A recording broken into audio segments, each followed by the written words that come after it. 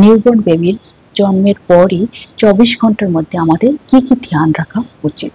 জন্মের পরই বাচ্চার প্রথম কান্না ওর লাংস অ্যাক্টিভ হওয়ার সংকেত দেয়।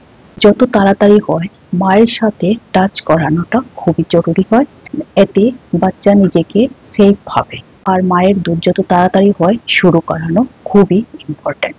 বাচ্চার শ্বাস, ওর শরীরের তাপমাত্রা আর হার্টবিট 24 ঘন্টার মধ্যে ডক্টর চেক করতে থাকবেন। এতে আমাদের কি কি ধ্যান রাখতে হয়?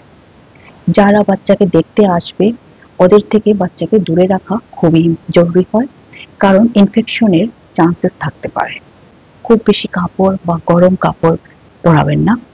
আর মনে যা যা প্রশ্ন থাকবে ডক্টর বা নার্সকে আপনি জিজ্ঞাসা করতে থাকবেন। বাচ্চা যদি বেশি না কাঁদে তো ডক্টরের সাথে আপনি সম্পর্ক করবেন। ভালোবাসা, ধৈর্য আর সচেতনার সাথে আপনার এই নতুন জীবনটা শুরু করবেন। আমার এই ভিডিওটা যদি ভালো লাগে তো লাইক, কমেন্ট, শেয়ার আর সাবস্ক্রাইব করতে ভুলবেন না। যদি কোনো প্রশ্ন থাকে তবে নিশ্চয়ই কমেন্টে বলবেন।